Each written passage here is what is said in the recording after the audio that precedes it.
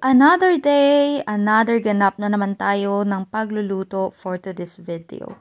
At ito nga, kinukuha ko na yung mga gagamitin kong kasangkapan para sa aking lulutuin. But first, magpapakulo muna ako ng tubig na may halong mantika tsaka asin kasi para yan sa aking macaroni. Tapos ang marites ako dito sa labas kung maraming tao pero walang tao, kundi puro lang machina.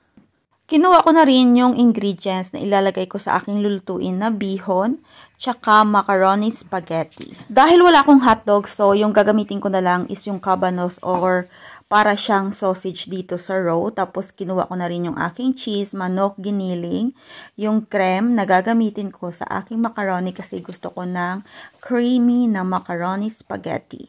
Instead pala na bihon yung gagamitin ko, isutanghon na lang kasi iyon lang yung meron kami dito sa aming city.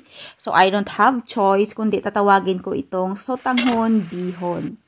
Nagluto ako ng Filipino foodie kasi ngayong araw ko ibibigay sa aming kapitbahay yung pagkain.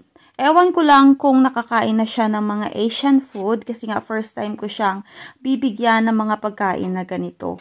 Pero before is binigyan niya ako ng cupcake, pinadala niya lang sa aking asawa at super sarap. Magaling din siyang mag-bake ng mga dessert and also cakes.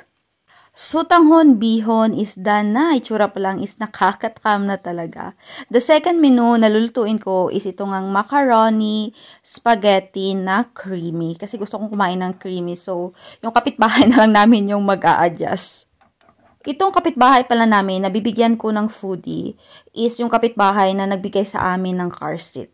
Kami kasing mag-asawa, every time na binibigyan kami ng anything from other people, is may balik talaga kami. Binibilhan namin ng something para lang makapag-thank you or way of thank you namin sa kanilang binibigay. Ayaw na ayaw kasi ng tanggap lang ng tanggap, tapos wala ka malang binabalik doon sa tao. Ito naman yung foodie ng aking asawa. Ito ay tinatawag na Mitch dito sa Romania. Sinunod ko na rin sinalang yung aking turon tsaka yung lumpia na ginawa ko yesterday and hopefully lang talaga masarapan yung aking kapitbahay sa mga ganitong luto. Prepare ko na rin yung aming table. Ito yung pagkain ng aking asawa, yung Mitch, tapos yung simple na salata na nilagyan ko lang ng asin tsaka vinegar. Gustong-gusto yan ng aking asawa, yung mga ganyang simple na pagkain, tapos bread.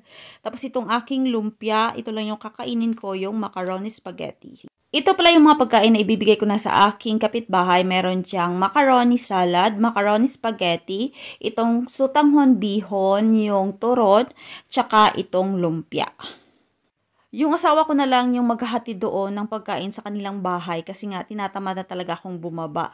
And of course, imomodel ko muna itong pagkain na aking ginawa. Then nilagay ko na siya sa pungga para madali na lang mabitbit ng aking asawa. Nasa second floor kasi yung apartment ng aming kapitbahay.